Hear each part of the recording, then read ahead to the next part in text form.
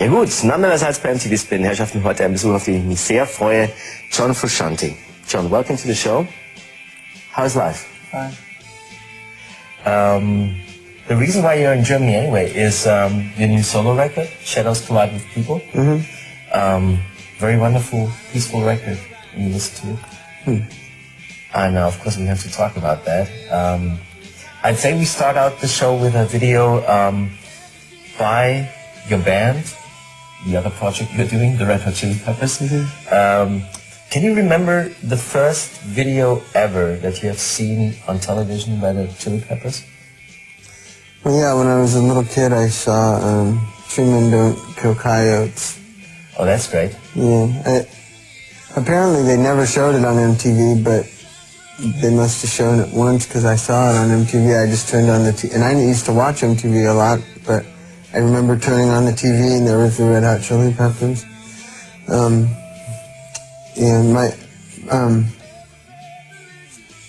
I had a guitar teacher who auditioned for them on guitar, and for some reason I thought he auditioned for them on bass, and when I saw Flea playing bass, I automatically saw that this was not somebody who could be replaced, and that was my first thought, was that doesn't make sense, that guy can't be replaced. and then I realized he auditioned for guitar. All right, so if they played it once, then it's time for a second play of Three Men Don't Kill Coyotes. So I'd say we played. Oh, okay. When I listen to your record, then it's a very innocent approach to playing music and to expressing your thoughts, and that's more childlike than anything calculated. Right. What you get nowadays. Yeah. Well, I write music and I play music with a certain kind of curiosity, like a child. It's not it's not something I do with the adult in me. It's something I realized a long time ago that I have to play guitar with the same part of me that played with my blocks when I was a little kid, or that played with little dolls when I was a little kid. That's the part of me that should be playing guitar, not the part of me that desperately wanted to grow up and then was happy to become an adult or anything like that. That's the part of you that sucks, you know? What would you say, how did your guitar play in general change or improve over the last couple of years? Is there a different approach when it comes to playing in general or playing melodies especially?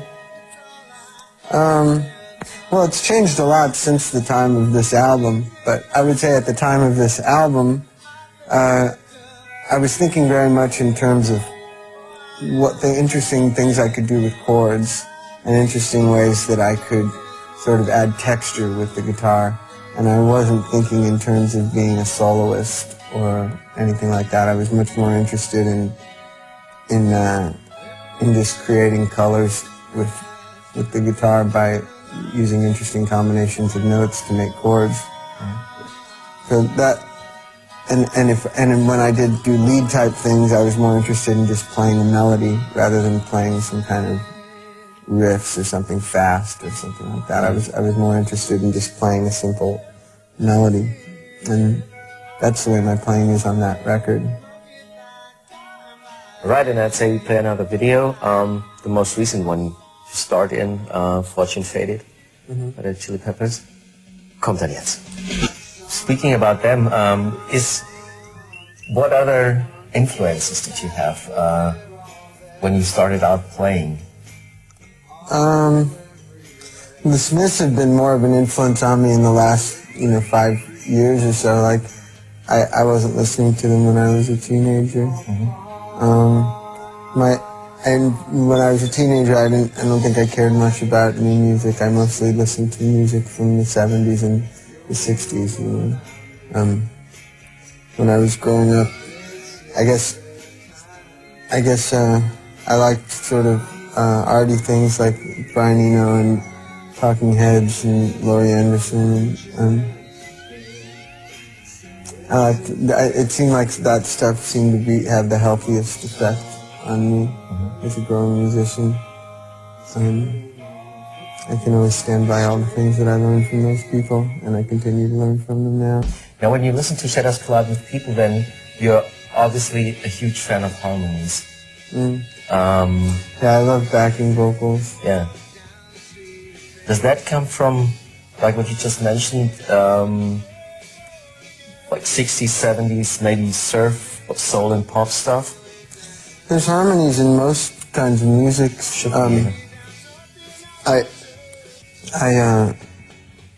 A lot, you know, there was a lot of good stuff in the 60s and 70s.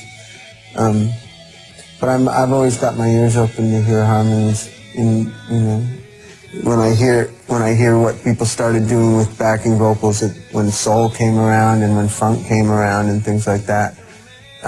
It seemed completely rooted in what was going on in 1958 to me. So for me, it's important as a musician to always get to the source of things. So if I'm listening to a funkadelic record or something and getting off on the backing vocals of that, to me, it's interesting to go back to a group like the $5 and hear that's where that sound comes from, and that's where funkadelic is coming from when they're singing these kind of things. You know? For me, it's never been enough to just be into an artist that I've found out about or that I've heard. Once I find out about them, it's important to me to find out who they like, and then to find out who they liked, and so on down the line. You know? Yes. Then there was one comparison that struck me a few times. You were named in one breath with Brian Wilson. And the link the writer made up was that obviously a journey through oblivion can enhance your creativity. That was the theory. Would you agree? Yeah, but you know, if it's during the oblivion, then there can't help but be a downfall, you know, which is, I think, in the case of Brian Wilson, he was his period of creativity was during the oblivion part, so he couldn't help but go downhill, and I sort of had to experience that, but it wasn't seen by the public, because when the music on my first record was recorded, I was really going downhill, and when I listen to the record, the last half of the record goes in the order that it was recorded, and I hear myself going downhill more and more, and I really like the sound of it. Like, the most downhill part of the record, the last couple of songs are my favorite ones, but it was the end of me playing music for a long time. And for about 5 years, there really wasn't much music inside of me or coming out of me. And but once I got myself together again, and once I started really getting on a new path in life, and once I stopped regretting things and things like that, I really my life started moving forward, and slowly but surely the songs came back to me, and I started writing songs again. And at this point, I've just been, you know, writing an awful lot of songs for the last 5 years. So it's so I'm growing in that way, and they're, you know, I suppose my songs come from the perspective of somebody who's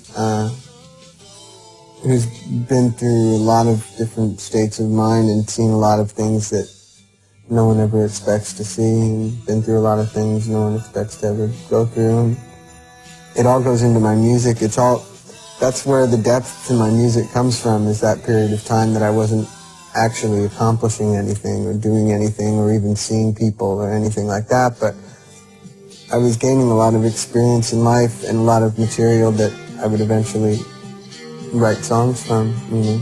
As confused as I was when I was 22, having the experience of gradually becoming a total failure and having nobody in the world care at all what I did or what, you know, not even being able to make people smile anymore, not even being able to make my friends smile anymore, just being